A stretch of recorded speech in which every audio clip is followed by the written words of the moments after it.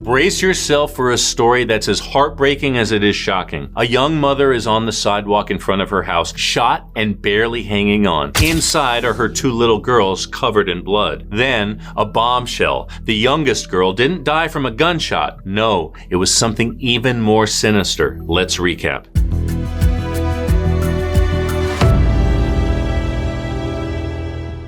Mariah Gardner's been through the ringer these past few years, but today she's got a glimmer of hope. She's sitting in a San Antonio courtroom when the doors swing open. In comes her ex, Clare, in chains. The room's tense as the Bexar County DA stands up and drops a bombshell. They're going for the death penalty. Mariah can hardly believe it. The guy who nearly ended her life and did take their baby girls might finally get what's coming to him. Mariah is one of those rare fighters, shot 5 times and she's still here, standing strong. Clare was a nightmare that started like a daydream. Charming, sure, but underneath he was a ticking time bomb. Mariah knew it all too well, living through his twisted games. But the moment she said enough, filing for divorce, that's when he really lost it. If I can't have her, no one can, he thought. On April 10th, 2023, he storms into her home, armed and dangerous, turning what was once a place of love into a scene straight out of a horror movie. Mariah's life had become a real-life horror show, trapped in a web of mind games and control, feeling utterly invisible. Ever try to yell in a bad dream, but all that comes out is a weak whisper? That was Mariah's reality, shouting for help, but never really being heard. It felt like no matter how loud she screamed, the world just stayed the same. And with the way domestic violence laws are, it was like she was on a collision course with a nightmare she couldn't wake up from. Then came that horrific night in April, but death, it turns out, was picky. Mariah would have done anything to switch places with her baby girl, but life's cruel like that. We don't get to choose. Now death's knocking again, but this time for the man who, let's be honest, probably has it coming. Mariah Gardner divorced her first husband in 2017. She had 2 sons with him who were about 2 and 5 when they split. She was just looking for a relaxing night out when she met Clare in October that year. She wanted to have some fun. If she fell into a harmless fling, so be it. Her life had gotten quiet since the divorce, especially when her ex had the boys for the night. Mariah was lonely, and Stephen filled that void. He'd spent the last 20 years as a nurse practitioner working in and owning medical centers throughout San Antonio. By all accounts, he was a wealthy man, but money didn't matter. According to Mariah, he was compassionate and kind. He loved helping people. That's why she was so attracted to him. She learned the hard way it was all a facade. They'd make plans and he'd ghost her. He'd start fights out of nowhere, then beg for second, third, and fourth chances.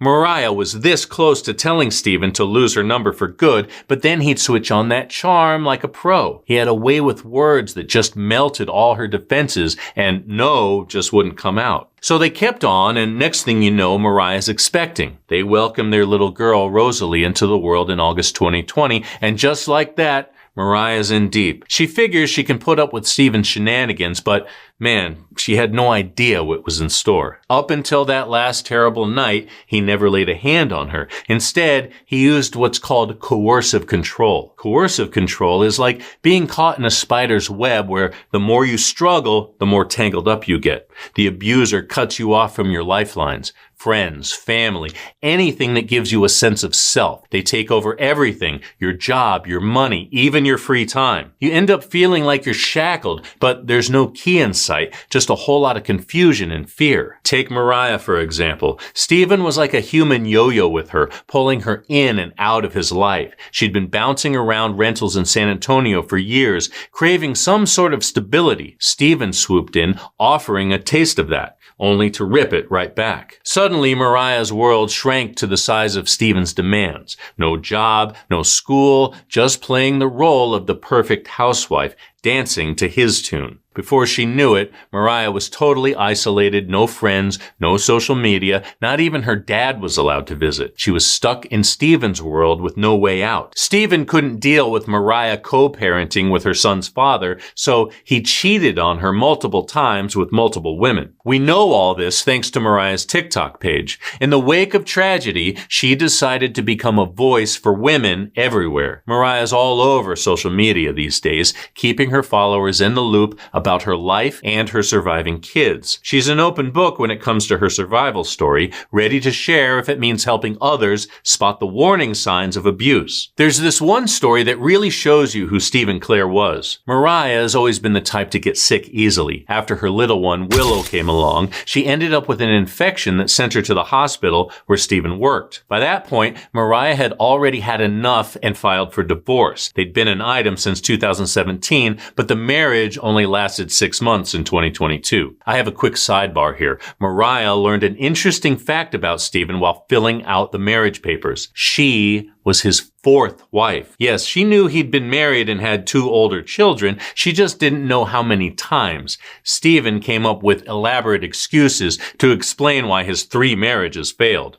Anyway, back in the hospital, Mariah's antibiotics triggered a rare heart condition that put her in the ICU. While in recovery, Stephen tried to get Mariah to move back in with him. She owed him that much. After all, he could have let her die. Instead, he chose to save her life. Apparently, the Hippocratic Oath means nothing to Steve and Clare. Their divorce went through in January of 2023, but because they had children together, Mariah had to share custody with Stephen. She felt like the deck was stacked against her. Lawyers, domestic abuse specialists, even her therapist said there was nothing she could do to keep the kids from him. Stephen never physically abused her, and in the eyes of the law, he was an innocent man. Things were looking up post-divorce. Mariah had just bought her first home, a cute little house in the Northridge Park neighborhood of San Antonio, Texas. She had all the kids' rooms picked out. The boys would share one, the girls would share another. It was supposed to be a safe place, a new beginning. Stephen ruined that all for them. April 9th, 2023, Easter Sunday. It's a special day in Mariah's house. Baby Willow has just taken her first steps. Mariah figures Stephen deserves to see her walking, so she FaceTimes with him. Next thing she knows, there's a bunch of flowers and a love letter waiting at her doorstep. Classic Stephen trying to worm his way back into her heart. Mariah's like, thanks, but I'll pass. The next morning, April 10th, starts as a typical Monday. The older kids are off to school, and Mariah's at home juggling the little ones. After school, she's picking up the boys, diving into homework, and whipping up some dinner when the doorbell rings. It's Stephen. Mariah's not thrilled, but she lets him in, telling the girls, "Look, Daddy's here." She's tidying up when she turns to see a gun in her face. Stephen allegedly says, "Get in the car, Mariah. I'm going to kill you and every single one of your kids." Mariah grabs the first thing she sees, her Roomba vacuum on its way back to the charger. She hits him over the head and runs for the door screaming at the top of her lungs, "Help! My husband's trying to kill me." Then, bang! A sudden pain shoots up Mariah's left thigh. She's been shot.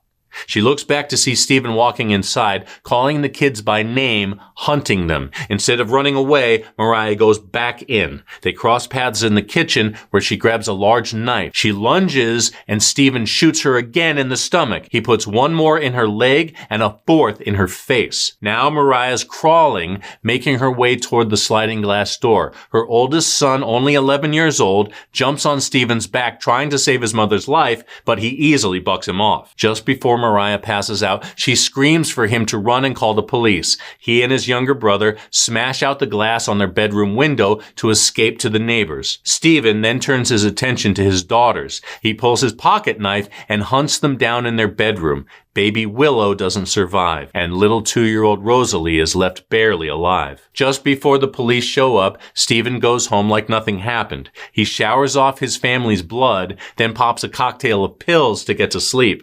But before he can drift off, the police kick in his door and arrest him. Mariah wakes up in the ICU the next day. Her father's there, and the look on his face confirms her worst fear. One of her children is dead. Was it Willow, she asks? Her father nods, yes. Willow was just 2 days before her first birthday. Once Mariah got back on her feet, she turned into a powerhouse, fighting for tougher domestic violence laws. Stephen, on the other hand, ended up with a laundry list of charges against him, including the big ones, capital murder and attempted capital murder. But wait, there's more. Turns out the guy wasn't too keen on sharing his earnings with Uncle Sam. The IRS came knocking not once, but twice, slapping liens on him left and right. one in May 2019 for a whopping $700,000, and another in January 2023 topping $800,000. So yeah, Steve and Claire's pretty much $1 million in the hole with the tax man. His lawyer says Steven's piggy bank is empty, so Uncle Sam might not see a dime, but here's hoping little Willow's memory gets the justice it deserves. Steven's case has been bouncing around the courts ever since, but then, come February 2024, Mariah finally hears something that sounds like a win. Prosecutors are going for the death penalty for Steven. You see, since 2015, the county's been pretty stingy with the death penalty, handing it out just twice, and both times to guys who took down cops. Now, it's Steven's turn in the hot seat. He's the one facing the music for allegedly taking his own baby girl's life, going after his other daughter, and shooting Mariah not once, but 5 times. According to court documents, prosecutors have a home surveillance video that shows him chasing Mariah around the house with a gun. Mariah doesn't have to attend his hearings or trial dates. She goes to them voluntarily. She needs to be a voice for herself and her daughters. She wears a necklace and ring filled with Willow's ashes. That way, mother and daughter are always together. She wants Steven to know he won't get away with this. She's still alive and fighting for herself, her kids, and domestic violence victims everywhere. And if the day finally comes when death ushers Steven away, Mariah will be there to slam the door and watch him leave for good. Thanks for spending a little time with us. If you like getting all the crime in half the time, it would mean a lot if you took a second to give this a thumbs up, and remember to subscribe so you never miss a recap. What do you think of this case so far? Have you ever dealt with coercive control? Tell us about it in the comments. See you there.